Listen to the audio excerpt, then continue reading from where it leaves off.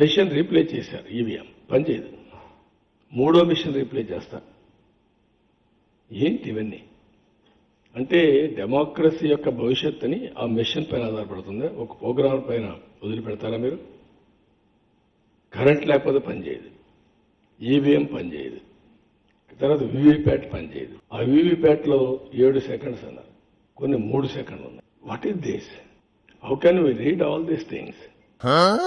ఇది ఏమాత్రం కూడా ఎలక్షన్ కమిషన్ కొంచెం అయినా కమిట్మెంట్ ఉందా ఈ దేశం పట్ల?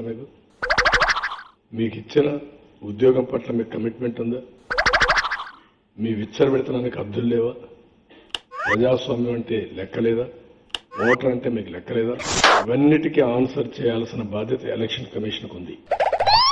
వినేవాళ్ళు ఎర్రి పుష్పాలు అయితే చెప్పేవాడు చంద్రాలు చారు అన్నట్టుగా ఉంది ఈ ప్రెస్ మీట్.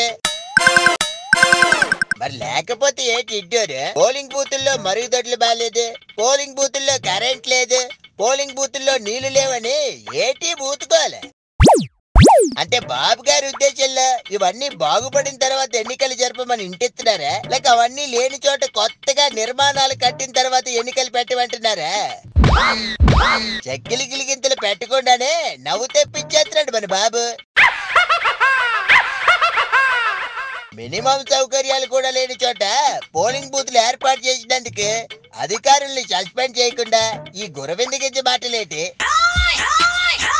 ఏమన్నా అందామంటే 40 years ఇండస్ట్రీ అంటారు.